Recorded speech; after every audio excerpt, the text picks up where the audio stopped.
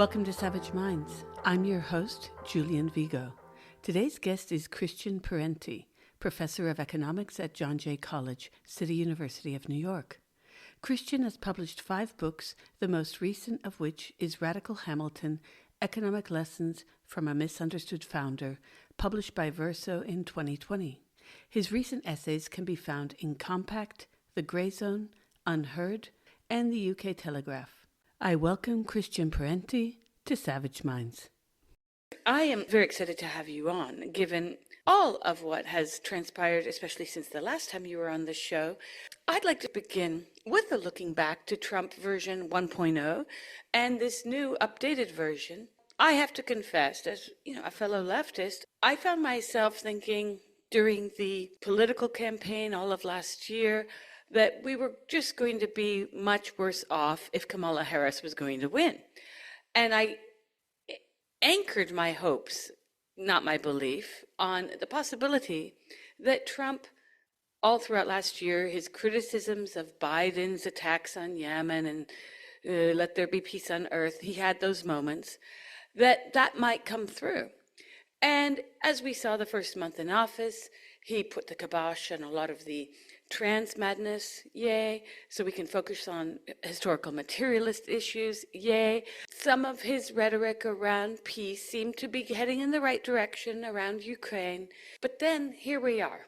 When we started the campaign on Yemen, I was like, oh no, this is bad. This is a run-up to more slaughter in Gaza, which sure enough took place. So I'd like if you could maybe begin with how we are now ankle deep in this new Trump administration. And despite some of the good things he did initially, after years of his criticism of U.S. interventionism, even giving not the leftist critique of that, but basically it's bad for business, we don't need to be spending money on these wars, he seems to have fallen right into place, especially about Israel. Yeah. Where is that Trump that we were seeing last year on the campaign trail? Yeah, well, it's gone. There are some kind of critically minded people who say, well, he can't take on the Israeli lobby at the same time he's trying to have this rapprochement with China and Russia. But, he's undermining the rapprochement with China and Russia through this Yemen war. This really threatens, that entire region. Beyond Yemen lies Iran, and beyond Iran lies Russia, and Russia's part, borders China. I mean, it's just, the threat reverberates through the geography, literally and metaphorically speaking. It seemed to me that there was, even in the first month of this Trump administration, some positive signs. His emissary Witkoff forced through this ceasefire that had been sitting on the negotiating table for 8 months, but then that has broken down horribly. Trump posted on social media a clip of Jeffrey Sachs referring to Netanyahu as an obsessive warmonger and calling him a deep, dark son of a bitch, quote unquote. And so they demonstrated some willingness to offend Israel and Netanyahu and to impose terms on them. But then came the Jeffrey Epstein release, non-release on February 27th. And I feel like that was a real kind of pivot point where it was like, oh, okay. There was also in the first month, it looked like, hey, there's going to be a reckoning with the intelligence agencies, the deep state, some accounting for all this. That goes beyond just score settling. But then since late February, all of that has changed. That stuff, the confrontation with the entrenched elements of the intelligence agency and other bureaucracies that are the deep state, that seems to have faded considerably. And that Jeffrey Epstein file disclosure dump, in which everything was redacted, is telling. I don't know exactly what it means, but there's obviously something important in those documents. Otherwise, they wouldn't be redacted, Yeah, it's like we traded off the JFK files for this. Yeah. So Trump is clearly in he's in thrall to the Israeli lobby. And I mean, at one level, you can say, well, he's doing his donors' bidding. But he doesn't have to do that, and he has done business with a lot of people that he has ripped off in the past. He's no problem taking money and then doing what he wants. So I'm not sure. I'm not saying, the widow Adelson's money doesn't matter. It certainly does matter, but I wouldn't reduce it to that. There's also the fact that the Israeli lobby is not just a lobby. Mersheimer and Waltz in their 2007 book, The Lobby, in early pages discuss that label. And they say, well, it could just as easily be called the American Social Movement for Israel. Because the Israeli lobby, unlike the insurance lobby or the pork lobby or whatever, actually has can mobilize voters and activists as well. And so this really terrifies the American political class because it's not just money, it's also, you know, politics. People will show up at the university president's office. They will show up at the congressman's office. They're like, letters will flood in that are not robo-generated by AstroTurf nonprofits, but that are real letters from people. So um, I suspect that the larger politics of this, that even though Trump, in a way, doesn't have to comply with his donors. I mean, now he's saying he wants a third term. I think that's probably like a strategy of distraction to get people discussing basically anything other than Social Security, Medicare, and Medicaid, which they want to gut so as to fund the extension of the Trump tax credits, right? So he's constantly throwing out insane things that the center and the left can then go chase these shiny objects, which I mean, of course, has to be done because a lot of these things are dangerous and crazy. But anyway, so you can say, okay, well, maybe he wants to keep the donors on side because he's really serious about this third term. But even if he didn't want to, even if he accepted the fact that he's a lame duck president, he's surrounded by people and he's now the head of a party that is very vulnerable to the Israeli lobby and to the social movement in support of Israel, the American social movement in support of Israel. So I mean, he's clearly that's what's happening, right? His ceasefire has broken down, and he's now carrying water for Netanyahu by making war on Yemen. Yeah, that's what I saw happening when we started the bombing. I thought, well, any minute this ceasefire is going to be gone. And Yeah, I don't think it's that's exactly what happened. And it also begs bigger questions around, oh, I mean, you said it, and as you recommended Mearsheimer's book on this subject, Mearsheimer and Stephen Walt, they talk about how the actual Israeli lobby, it's like a tumor with fuzzy borders. You can't really tell what the limits are. And this is the frightening part. So we have a president that claimed to go after the deep state, and as we see, certain things are abandoned. The attack on USAID happened.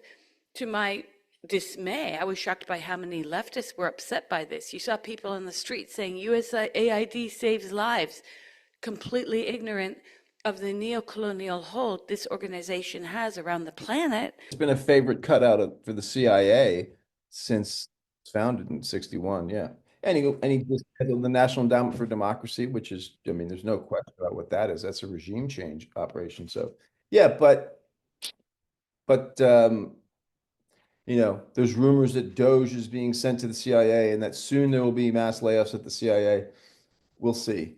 Um, More importantly, is this Yemen thing. And I mean, I think another thing that's going on there is that, there are powerful interests all over the world that would like the Suez Canal, the western end of the Mediterranean, opened again.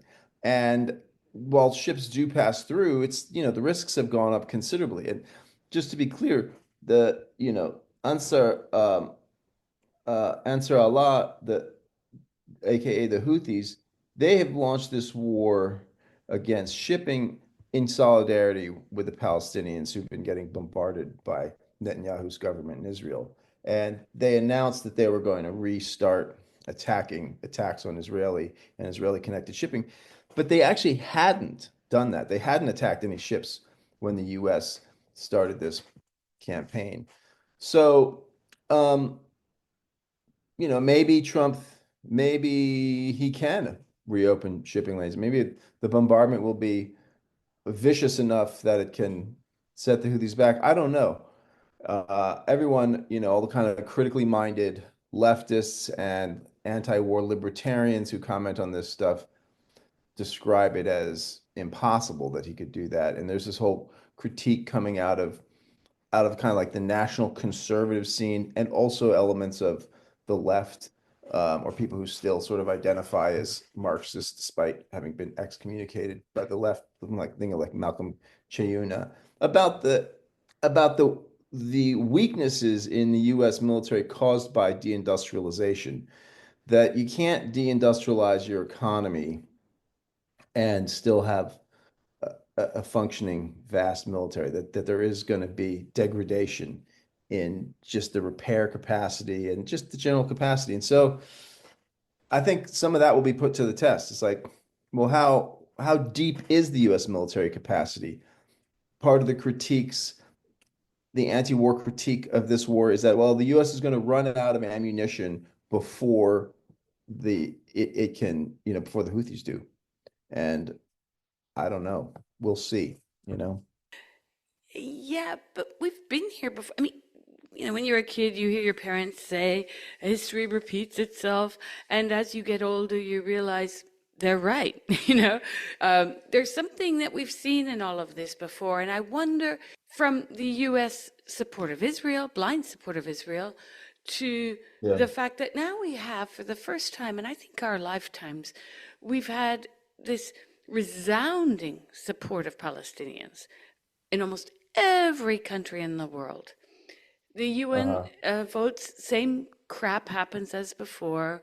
The US gets a few votes of support from its island outposts in the Pacific, and pretty much that's it. The American support for Palestine is going to have a new tactic other than divestment. That is a completely ridiculous tactic. We believe that things can be handled the same way that apartheid in South Africa was handled. We need to also understand that the oppressors learn from our resistance tactics and they adjust. So that's not working. And I do think it's time for a new tactic.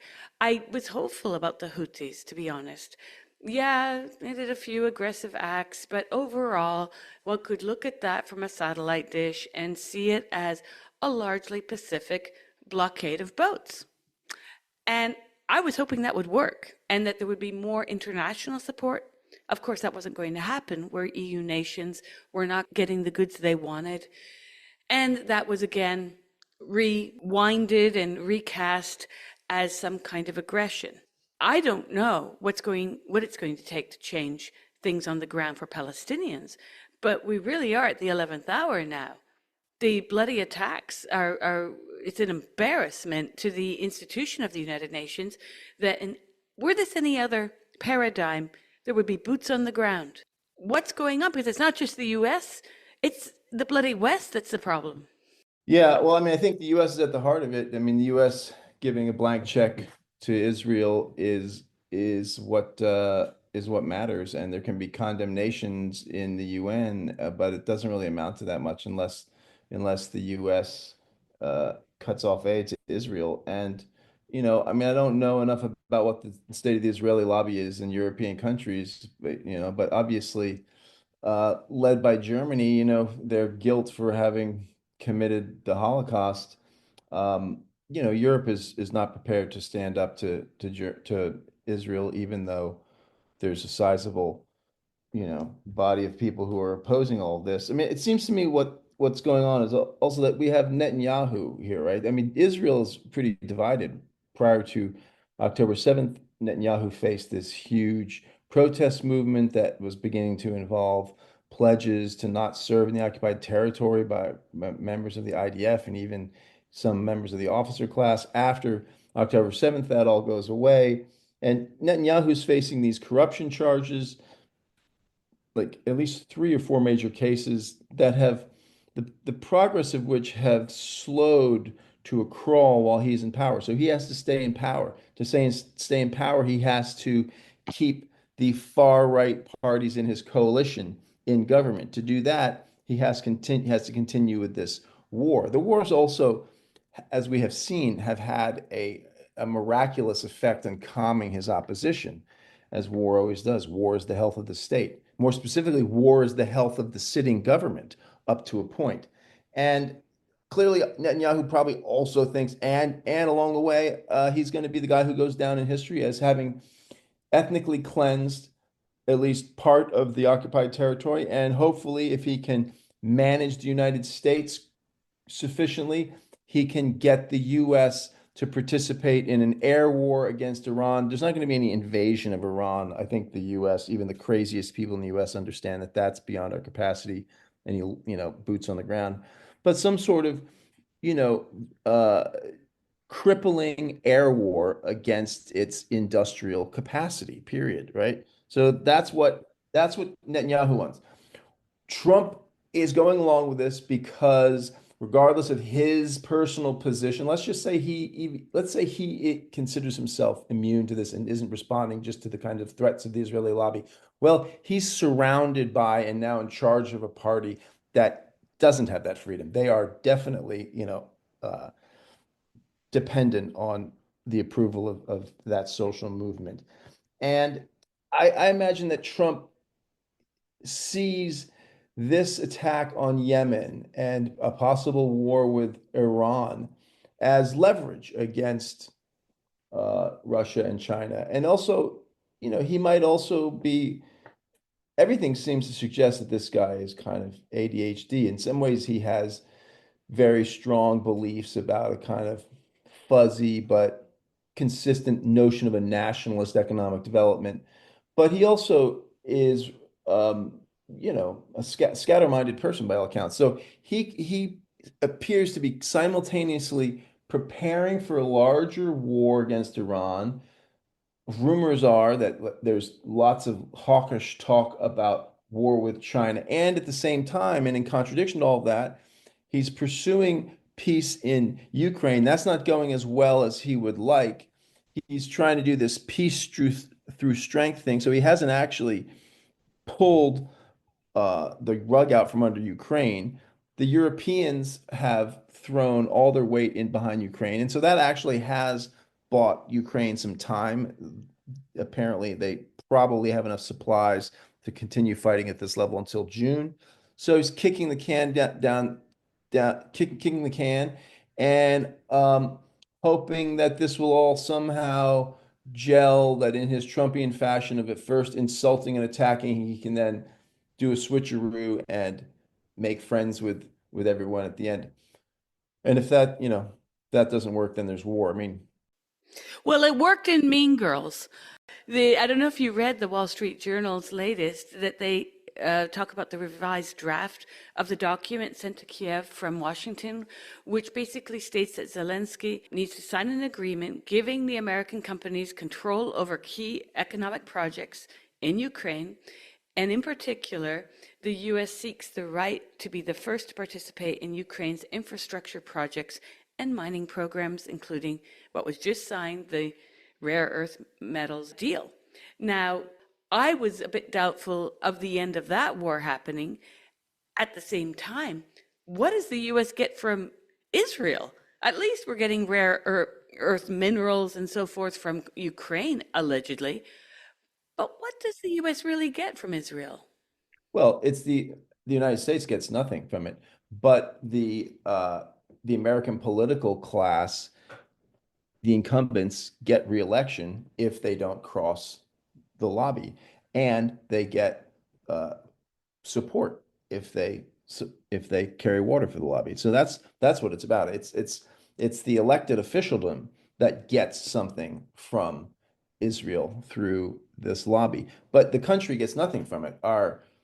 Any kind of reasonable definition of the national interest, which is of course a completely amorphous kind of like, it's a bucket that you can put anything into. You can have a left interpretation of that or a right interpretation. It can have any kind of class configuration, but any sort of reasonably kind of progressive, even sort of centrist notion of the national interest, I don't see anything that the U.S. gets from its fealty to Israel. I mean, all we got were these forever wars, and the forever wars undermined U.S. credibility in the world. I mean, it was just a huge drag. It was a boon for profiteers. It was, it crowded out investment that could have gone into education, healthcare, infrastructure, and development of new businesses and industries here in the United States. So those multi-trillion dollar Middle East forever wars drained all that off, and it became profits for the military contractors and for the creditors, who feed parasitically off the public debt that pays for all that. We're now paying the same amount on interest on the public debt as we pay on the military budget. And, I mean, that's just like that's welfare for finance. That's what that is. That instead of taxing the rich, we borrow money from the rich and then we pay them interest for the privilege of using it. So a kind of, you know, social program for millionaires and billionaires. It's not clear at all that those rare earths are really there. There's been some interesting papers I've seen about that. They're also mostly in the East associated with the coal. Actually, a lot of it's in the tailings of the coal, and that's all under Russian controlled territory.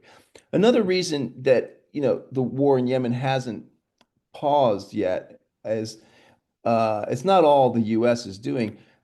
This is something that I think the anti-war camp, kind of the leftist, anti-war leftists, most leftists seem to be pro-war when it comes to Ukraine, but the anti-war leftists and anti-war libertarians often, I think, soft pedal the fact that the Russians seem to be pretty bogged down, you know, and everyone's talking about, well, the Russians are on the verge of, and the Russians could just sweep in. It's like, well, really? If they could do that, why aren't they doing that? I mean, just last night I saw some headline somewhere. It's like thousands of Chechens are pouring in. Like, I'm sure there's going to be an offensive, but it's like this idea that Russia could sweep all the way to Kiev but isn't for some reason. I don't buy that. They've been fighting all year, and according to The Economist, citing some military source, I mean, from the maps I look at, this makes sense.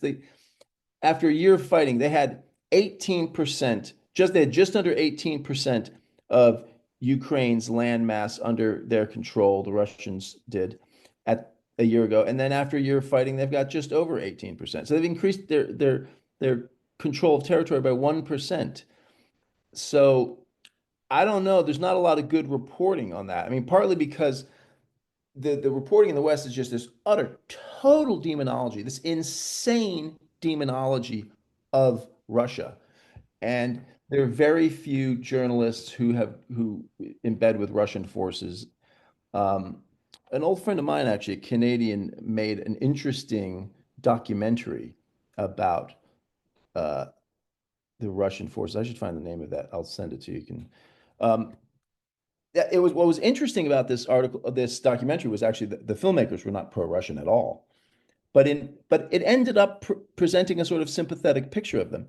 But there's there's very few Western journalists who are there with them.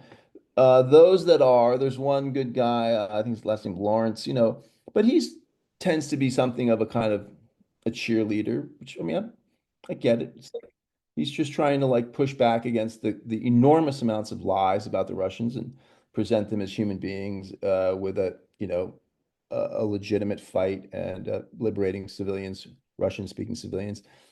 But there isn't really much, we don't really know like what's going on. Like is there some grand plan? Are they holding back, or are they just like, you know, worn out, run down, low morale, like sick of this, um, pinned down. I mean, they're at war with the United States. It's the guys dying are Ukrainians, but as the New York Times showed us yet again yesterday, right? The decisions are being, I mean, down to the targeting decisions into the earphones of, commanders on the ground. Like, this is American and European intelligence work, mostly American. Um, and even though the US did silly things under neoliberalism, like allow, private equity types to buy up all the munitions, buy up the TNT supply chain and right size it slash rationalize it slash ship it overseas to actually Russia and China, right? And then they like discovered at the beginning of this war, whoa, the US military doesn't actually have enough TNT to keep producing ammunition for Ukrainian artillery at the rate that it would like to. And so there was a big program by the Biden administration to increase US capacity to produce just traditional ammunition, to increase it by like, orders of magnitude, like by 500 or 600% by this summer. And as I recall from the beginning, I mean, they realized that they couldn't even do this using the private sector. They were going to have government-owned, loss-making firms do this. Um, so, I mean, despite that, it's like there is nonetheless seems to be enough munitions going in there to keep a lid on the Russians. They're not sweeping west. So we'll see. We'll see. I mean, that was a long, long exposition to say basically that I have questions about some of what the anti-war movement says about Russian capacities because they do seem kind of bogged down. And so how does this relate to the war continuing on? You know, Putin has to, you know, he has declared that these oblasts are Luhansk and Donetsk are Russia. There are large parts of these political spaces that are still occupied by these Ukrainian Nazis in many cases, and he feels a real obligation to liberate those areas. And there are a lot of people in Russia, even as people might not like the war, though there's actually a lot of support for the war. Um, Even as people might not like the war, there are people who also really, really do not like the fact that Putin allowed Ukrainian Nazis to wage an 8-year war on these rebel Russian minority republics in which the Russian speaking peoples got the worst of it. And so the pressure on Putin, this is something that people who read the American press might not get. It doesn't come from like liberal, upper middle class professionals in Moscow and St. Petersburg who view with an eye on the West, the Alexei Navalny types. It comes from the communists and the far right parties, both of which are super nationalist and have been highly critical of how Putin was so distant from that fight in Ukraine for so long. And in their eyes, they were like, look at you. This guy's full of BS. He is letting Russian people be slaughtered by guys who literally wear like swastikas into battle and like, SS lightning bolts and have the Banderite, like Ukrainian patches and all this sort of stuff. So Putin's under pressure to get that land back. And I get the impression that's not so easy. And that's part of why the war continues in Ukraine. If Ukraine is going to give up all that territory, then it has to be fought for. And thus the Russian government is saying, well, 2025 is going to be a year of war. They need to retake that stuff. And the Europeans are like, well, we're not going to allow the remainder of these oblasts to be handed over to Russia. This all started, we know this, and thanks to people like Mearsheimer who've expounded upon this daily in the media, that the war wasn't born 3 years ago because of Putin being a genocidal maniac, which is what MSNBC would have us believe. When I talk to people who are card-carrying Democrats, they're really happy for this to go on, which I find unfortunate because, of course, it won't be their children and their friends dying in this war. And it's amazing how it's just like during lockdown, people became overnight immunologists. Now people are Russian area experts. And it's surprising with all these experts around that none of them seem to understand this self-fulfilling prophecy that has come to be NATO. Because this was discussed even during the Yeltsin years. The idea that NATO could not expand any further east. And NATO was established to hopefully prevent a World War III. But paradoxically, it's become that which might cause one. And I find this really outrageous, the way that we've seen an embedding. I mean, embedding became a thing during Iraq One. A lot of people forget about that. It became more publicized during the Second Iraq War, where journalists were literally in the field making BFFs with their Army or Marine buddies and covering, quote unquote, covering the war that way. And we're seeing the absolute entrenchment of journalism. It no longer has to be in the battlefield. It's no longer a happy moment on Good Morning America. After this break, we're going to talk about embedded journalists and one who's going to share her experiences with us. It's a lot more. Now we are given journalism where we're not even told it's embedded, but it clearly is, because when you just turn on CNN, even the BBC, it's really bad. The coverage is so tendentious. You've mentioned the coverage of Putin. There is zero clarity about the fact that Ukraine's going to lose. Even if Putin were the biggest dictator on the planet, he has more bodies to fight and win the war. Then, of course, you mentioned the areas in the east, which there's a lot of support that he recuperate, sure. But what on earth is going on where now no one in the West, not just the US, look what's happened to Russian state media in France, can turn on an objective mass media and get some kind of gleaning of truth on this issue. And the meta narrative here, of course, being put out by the EU is we need to be at war, and you've seen this over the past 2 weeks, or he'll invade us. He'll come. He'll invade. And I tell people, on what I mean, what are you smoking? Send it over my way, because this is crazy. The Russians are the reason. Everyone likes to say the Americans are the reason we're not speaking German here. No, the Russians are. Let's be clear, right? Yep. 8 out of 10 German soldiers were killed on the Eastern Front. Yep. Mm-hmm. Yeah, no, it's crazy. Yeah, and also, of course, Russia is simultaneously ramshackle, broken down, about to collapse, can't take a village, and also about to retake Europe. So, yeah, and the cognitive dissonance in the audience of allowing for both of those is enormous, and people are just, people just wound up. I mean, it's at one level, this is just a continuation of the old kind of Cold War era anti-communism, like the kind of frenzied hatred that was inculcated in everyone has been, you know, reproduced in this situation. I see the same kind of irrational obsession with Putin among the New York Times reading people, even some of my friends. Yeah, and I mean, of course, I mean, part of what's going on in Ukraine is just a resource grab, right? One, I think, interesting fact that doesn't get discussed about that is, as everyone knows, Ukraine is like a major agricultural producer. So I think it's like number one in sunflowers seeds, but it's like, up there in the top 10 on most grains, very, very rich soil.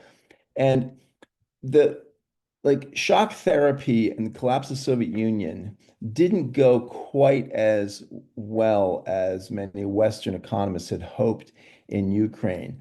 There was a sort of nationalist, kind of left nationalist pushback. And in 2003, they passed a law in their parliament, the Rada, that made it illegal to sell land. And so for over 20 years, just over 20 years, it was impossible to sell land. And this was basically an effort to keep big foreign investors out and to protect the farming class. And so what happened was they had all these big collective farms that then either redistributed land to their members, member owners that then become kind of like a neo kind of peasant class and small farmers. But whatever the case, and then some of these like end up as sort of like private firms. Whatever the case, it's like that whole industry, as the grain elevators, the transportation companies, the farms, remained mostly in national hands, and it was not concentrated by oligarchs. And so there was this as concentration of these land holdings, and the pauperization of more and more farmers was underway. They passed a law preventing the sale of land, which made it much harder for foreign investment, much harder for the, the primitive accumulation, as it were, right? The gathering up of all this land. Of course, Zelensky undid that. But that I think is an important part of this too. It's like, yeah, that Ukraine never, despite, being kind of like hostile to Russia in many ways throughout this period prior to the war, wasn't moving fast enough on privatization the mines, many of the mines in the East were still in national hands or like de facto national hands. Like they were not, uh, they had not been liquidated and shut down yet, for one thing. And when the rebellion happened in the East, it was partly because the Russian language had been outlawed, the radio and television had been shut down, and then there was this attack on uh, a trade union headquarters in in Odessa, where 125 people were burnt to death by Azov kind of street thugs. And at that point, the Russian East rebelled, you know. And it's not by coincidence that they named themselves the People's Republics of Luhansk and Donetsk. And you know, there was very little comment on it in the press, but they were flying the Soviet flag. I mean, they would like go into battle carrying the hammer and sickle. Now there would also be, you know, units or in the same unit, people carrying like the Tsarist flag, you know. So it was all over the map. But there was a sizable element in that rebellion that openly identified as communists. And some of them occasionally were quoted in more obscure parts of the English language press. Those leaders almost all got sidelined, put in jail, or killed mysteriously as Putin's government took more control of what seems to me to have been started out as a pretty organic rebellion by the Russian minority in the East that was targeted by an insane, rabid, right-wing fascist, proto-fascist government, right? Outlawing their language. And then since that, you know, when stuff that Zelensky did that is never commented on, bans all the opposition parties, takes their, or most opposition parties, takes their assets, bans the vast majority of trade unions and takes their assets. I mean, totally undemocratic. Is in now entering the sixth year of what's supposed to be a 5-year presidential term. You know, I mean, this is totally undemocratic. And you add it all up, it's appalling. You're listening to Savage Minds, and we hope you're enjoying the show. Please consider subscribing. We don't accept any money from corporate or commercial sponsors, and we depend upon listeners and readers just like you. Now, back to our show.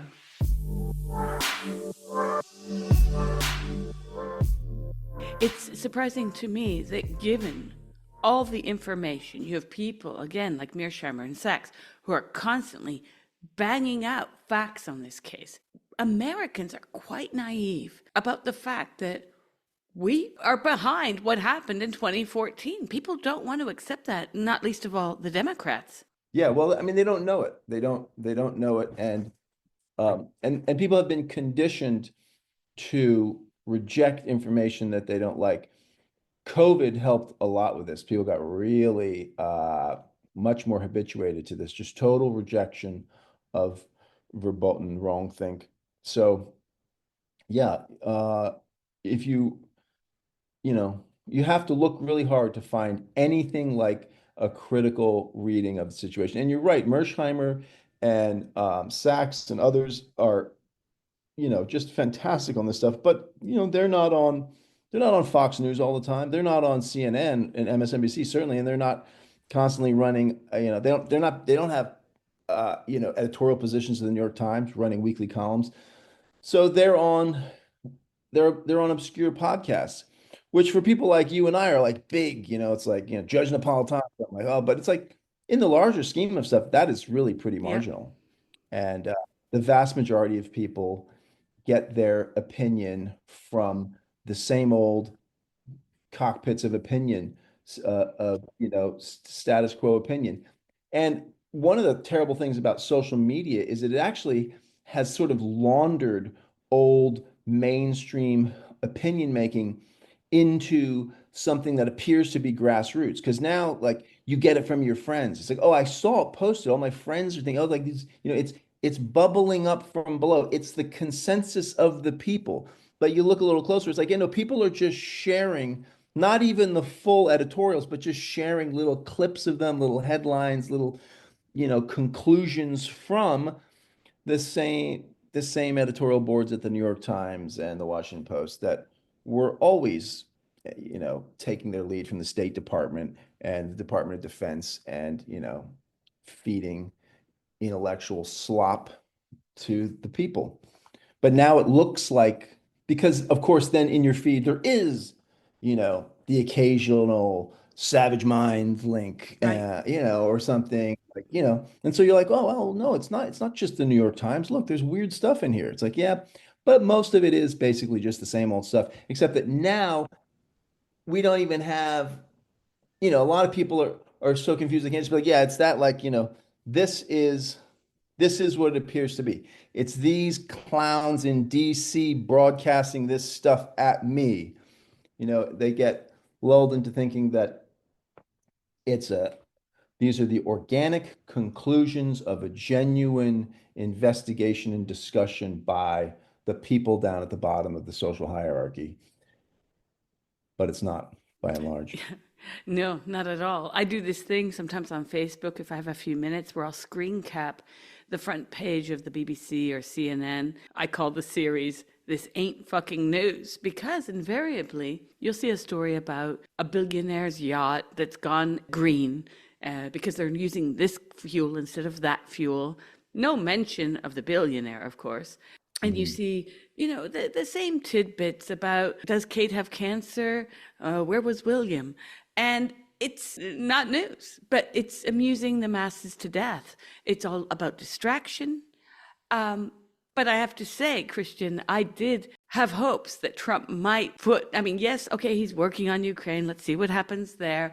But I was really hoping that his development of Gaza plan was just a sideshow and that he might be actually doing something because last year he even said, oh, these people are suffering. He even, for all of the criticism about what he said last month about developing Gaza, he was the first president I can remember in a long time, if ever in my lifetime, who evoked the misery that they were living in. He said this is not fit to live in. Now, of course, he was speaking as a landlord developer to get them out and rejuvenate the area. But he did at least say that mass destruction had been done.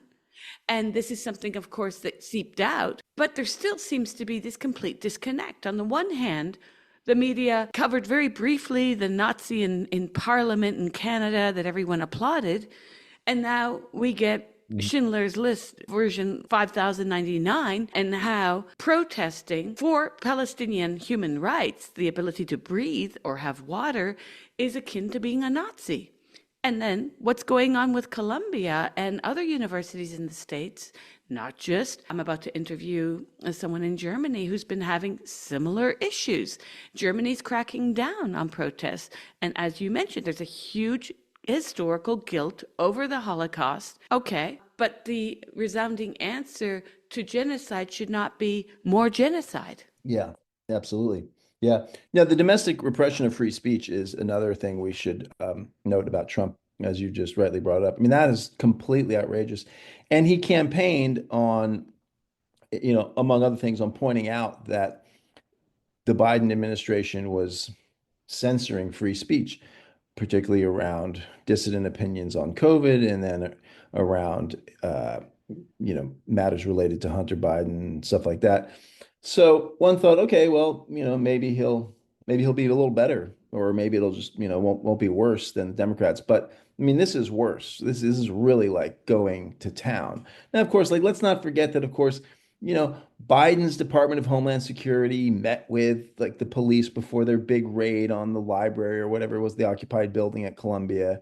But the Biden administration kept it on the DL, and then it came out. So it's not like there wasn't federal coordination and in the repression of student activists under Biden. There was, but Trump is of course going whole hog and advertising it and going out of his way to make a terrifying show of it. And that's worse. That's terrible. And this is like really serious um, assault on free speech. It's not surprising at all that Columbia folded. The New School for Social Research, my undergrad alma mater, was founded in 1919 by a bunch of intellectuals and academics who were protesting Columbia University's repression of anti-war sentiment during World War One. So that university has a long tradition of warmongering and repressing, the left, and repressing not just the left, just repressing like genuine liberalism, like free speech. Um, and the other reason is that, of course, these universities have become I mean, they're basically businesses. And since 1980, the ratio of faculty to administrators has shifted from, it used to be like 3 faculty for every administrator in 1979, and it's now 1 to 1. And in some cases, there are more administrators than there are faculty. At the same time, the percentage of faculty who are not tenured, who are basically itinerant workers with PhDs, the adjunct class has ballooned to, I think it's, over 70, close to 75% of all teaching is done by adjuncts, right? So, I mean, that means the faculty has been degraded, exploited. These people are massively overworked and underpaid, which means they just don't have as much time to inhabit the traditional role of the professoriate and insist on the independence, the ancient independence of the university, right? I mean, this goes back to the founding of universities. But so, as such, as basically real estate operations and among the wealthier universities with these massive endowments, they're basically like financial firms that inevitably have massive tax-free real estate operations in crucial cities, and they have attached to them this, function that they have to serve if they're to get their tax breaks, and that is education. But they basically hate all of that. I mean, the administrative class would prefer to fire all of the faculty if they could, but they can't. So, of course, there's a way in which the university administrators are like, this is great. Now we can blame it on the Trump administration and we can pursue what we've always wanted to do. Fact matters, we'd like to put all of these departments under receivership, and if we could abolish tenure, that'd be fantastic. Get rid of these people, just to, get AI in here, get the MOOCs going, that's where they're at. And it should be said, far too many faculty go along with it. The idea that the faculty valiantly resist the administration is nonsense. There's so much stuff that crosses the transom in my job. I mean, it is unbelievable the amount of stuff, but there's no pushback. Like, no, no, we're not going to do this training. No, no, we're not going to do this. This is like junk mail. Like, who are these people generating this avalanche, of junk mail that's trying to turn everyone into some sort of clerk? There's no pushback. And if it's like, hey, we'll have a committee on that, let's all join the committee. People love to do that. It's an escape from scholarship in many cases. And then there's a minority of people who love teaching and love research, and they kind of privately, and in small numbers resist this. But there's a kind of a terrible bureaucratic culture has set into the universities, and at the top, they welcome this kind of repression from the Trump administration.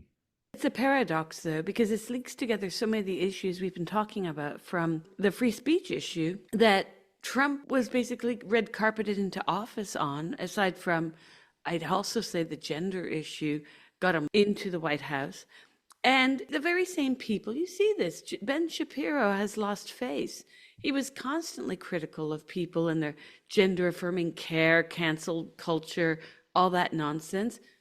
The DEI being pushed not just in campuses, but even in all sorts of institutions, public and private. Trump wanted to do it away with. If you start to look into that, it's a kind of encroachment on free speech. One must go, one must confess, do the whole Robin DiAngelo shuffle, and go back to one's desk. There are larger questions ethically about what all this means, and does it make one a better worker, a better professor, a better whatever? Now on campus, we're seeing so much of what's been going on, even back to the writer's strike in Hollywood. There were a lot of complaints about the use of AI. When I was at Montreal, it was suggested that we be filmed, and I said no. To what end? Because I began to see the future and what they were going to do. They're going to outsource our likeness to some kind of animation or some kind of replication, and then our profession is codified in this very sick and dystopian way, by the way. Yeah, they want to enclose. It's an enclosure, right? They want to take this moment that's outside the property regime, which is you live in the classroom, and they want to, even though they've bought your time, they don't actually control that that moment. They want to literally just control that in the way you're saying. Yeah. And also it's just an instinct of control. It's just like the panopticon effect. It's like we don't like the fact that these people are saying they're discussing books and saying things in classrooms where the doors are closed. Like we don't know what they're saying. What are these professors saying to these kids? You know? And whether or not they actually find out, it's just like, well, put a camera in there, and a lot of them will be afraid to say certain things. Yeah, it's sick. It's outrageous. And yeah, Trump is a disaster.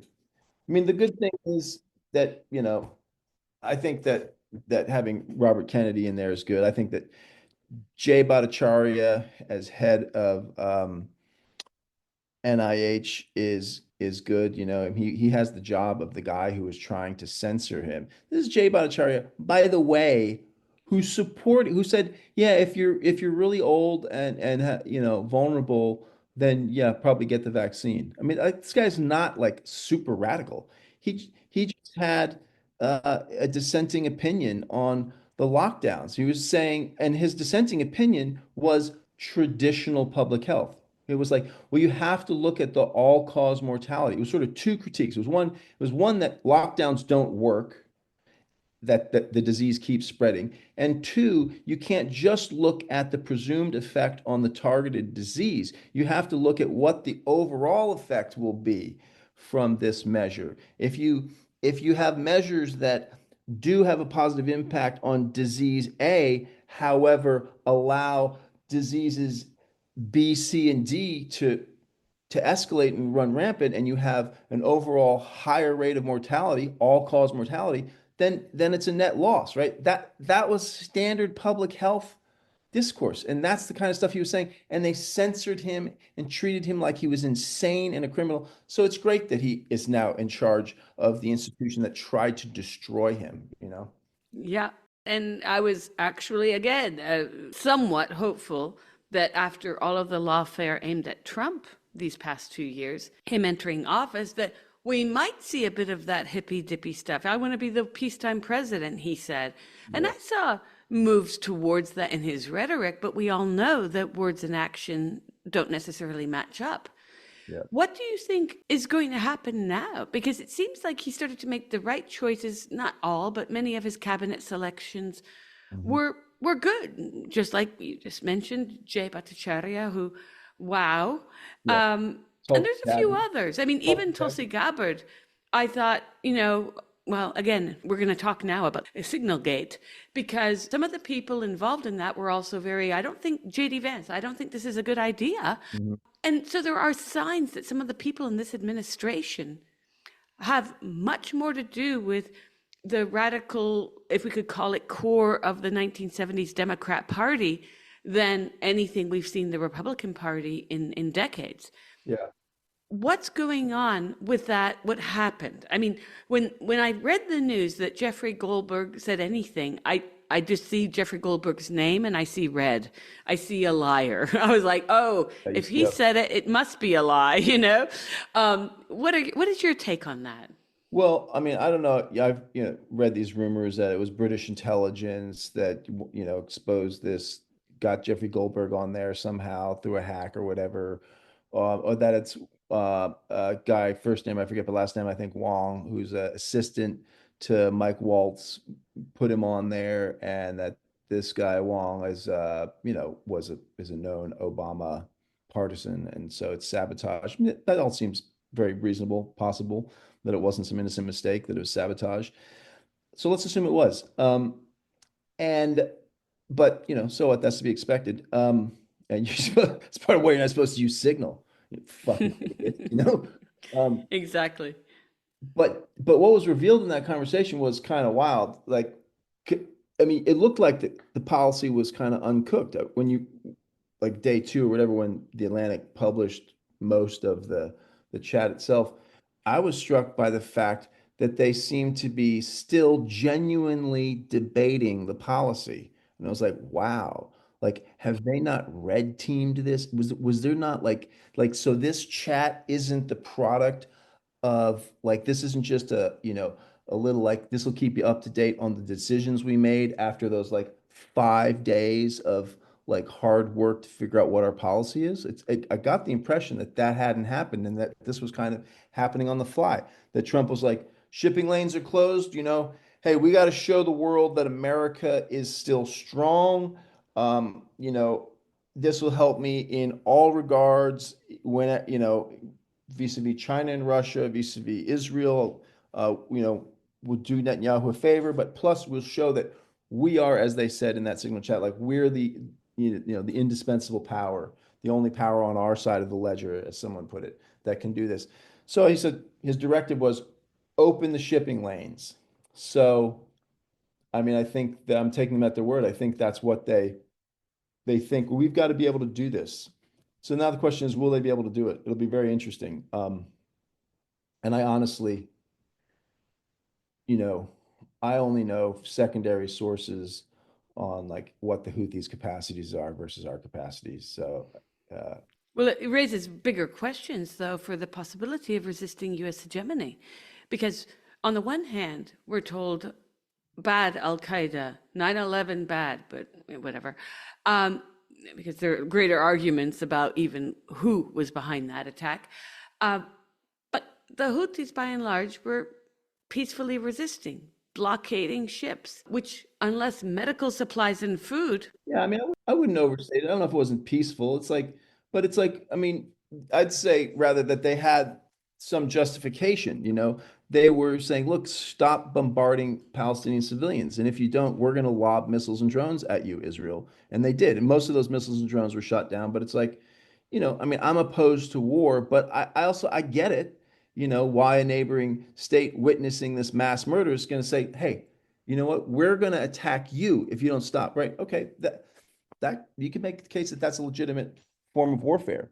And they were hitting ships violently. It wasn't like they were going out saying, "Hey, please don't pass through the Red Sea because we're kind of blockade the Suez Canal." I mean, they were using force, but you could. I think the argument is about, well, in this world of these ultra powerful rogue states that commit mass murder against civilians and risk atomic war, is this not perhaps justified? I think that's more, I would say, yeah, I can see a justification for it. I'm not going to say if I was in charge of Yemen, I'd do the same thing. I'm not going to say that, but I'm saying again, I'm like, you know, I think there's a strong case to be made for the just, for to argue this is just military action against greater powers that are committing really, really profound violations of human rights and threatening a wider war. But of course, it's phenomenal to me that, again, the media representation of these last 15 months has minimized every single attack. How many countries has Israel bombarded now? We've seen attacks where? Syria, Lebanon, yeah, obviously Gaza, Syria, Iran. Iran, yeah. Yeah, in nada. There's no pushback, nothing. And of course, there have been many countries. Well, you know what? That gets at. I think this is worth talking about here. Um, there has been pushback, but it's been so ineffective. We may have talked about this, but in the previous conversation, but divestment, and you made a comment about like, well, getting back to South Africa, but divestment did not end apartheid. What ended apartheid was the British and the American government beginning to embargo the South African government. It was when the governments, powerful colonial governments, started isolating, basically using sanctions against South Africa. Now, you could argue that the theater of divestment helped create those policies. Okay, I'll grant you that. But the divestment itself didn't do anything. Divestment also in fossil fuel and the climate change thing. I mean, this is an incredibly indirect way to exercise power. To get a university to divest, you have to build this movement, you have to force this university to sell stock. That's what the demand is. You sell Exxon or you sell, like the Israeli defense company, and then do something else with the money. How exactly that then affects your United States of America's government choices vis-a-vis Israel or vis-a-vis energy policy is not at all clear.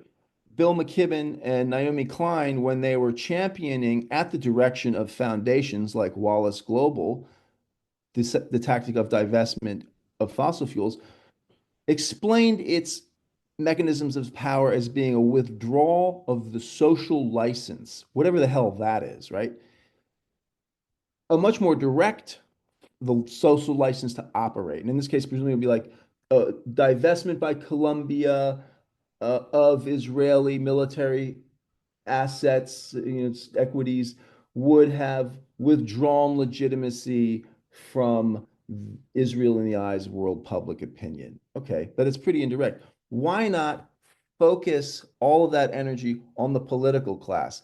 There are numerous Congress people who support Israel in New York City. One of them being Alexandria Ocasio-Cortez, who voted for funding Iron Dome. Why not pressure these people, make their lives hell, get them to change their votes? They have real power. If enough people in Congress said, we're not actually going to grant this next round of war credits and loans to build settlements, I mean, even if they could begin a conversation like that, would be great.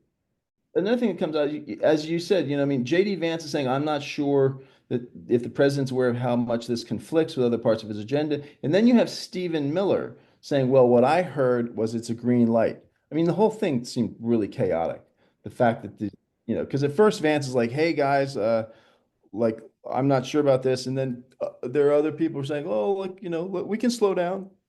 Like I think Hegseth says, oh, we've got 24 hours, and then National Security Advisor Mike Waltz like pushes back on Vance's numbers with trade and then it's Stephen Miller. It all ends with Stephen Miller saying, "No, I heard it was a green light." Stephen Miller, pretty staunch supporter of Israel. Um, it was, I mean, it revealed, it seems to reveal a very dangerous, very risky, and profound decision being made in a kind of half-cocked, on the fly sort of way. Yeah, aside from the fact they're using Signal, I'm surprised no one chimed in. I got a message on my Facebook chat. It wasn't, like you said, it was sort of half baked. But this makes me question then what's going on because we already knew that he had appointed people from all sorts of the political spectrum. There wasn't going to be a on board sigh of relief or applause. There was going to always be conflict in the administration, I assumed. Mhm. But it seems to be that things are just as we go, we'll just patchwork this. And I don't think Yemen or any other kind of conflict should be done in such a manner. Shouldn't there have been a direct approach, such as diplomacy with Yemen? We would do that if it were a Western country. We wouldn't just start bombing them, right?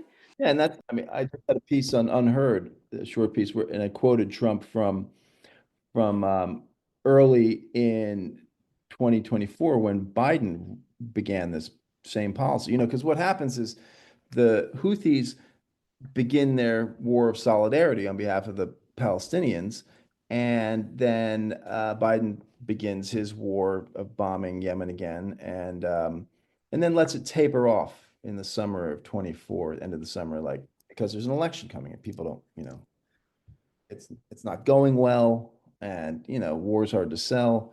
And so Trump early on there, he was making some really good critiques of what was going on in Yemen. And he says that. He says, like, we want solutions to problems. And, in the quote I found it, he didn't actually use the negotiation. He didn't say you can negotiate, but there was another quote where he did say, you can negotiate about this. And it's like that was his big, that was a huge selling point. But it was regardless of what his intent was, we are now seeing that it was a lie, in fact, because that's not what he's doing. Um, and a lot of people supported him because of that. They're like, yeah, he was a businessman. He's negotiating. And it's like he knows how to negotiate. And Biden is just bombing, and we're done with that. We've had decades of that, and it's not worked out for us. So um, I yeah, what's going to happen? I think part of what you asked earlier was like what might happen, what sort of pushback. I mean, it's interesting what will happen to like the anti-war MAGA element. my impression is that people are totally unorganized, that all of this is sort of communities of opinion on social media that express themselves primarily in elections and through donations to elections, and that there really isn't much organized structure to any of this. And that therefore, I think it's going to be pretty hard for disgruntled elements in MAGA to pressure the administration to take on a more peaceful course, you know? That's my impression. Because it's just like it's like audiences. Like MAGA is fundamentally audiences. And there were these, you know, far right fascist organizations, but a lot of those got pretty thoroughly penetrated and crushed after as a result of January 6th, you know. I mean, something like Hmm. 1,000 people went to prison and had their savings drained, and you know those people are totally terrified. Not that I'm not saying, although that's the organization that the working class is going to use. No, no, I'm just speaking objectively. Like, well, those were organizations within the kind of world of MAGA, and they seem to be pretty shattered. And then, I mean, the mass of voters for Trump, I think they're unorganized. They might listen to Bannon's podcast. They might listen to Tucker Carlson. They're members of audiences, and they discuss things with their networks of old friends and their new acquaintances, but that's it. Maybe some sort of organization comes out of that, but it seems like people are only capable of organizing around elections, going to Trump rallies, voting, or you know. And it's less so the case for the left and the Democrats, but also our level of organization is also pretty threadbare. I mean, union density collapse, no peace movement.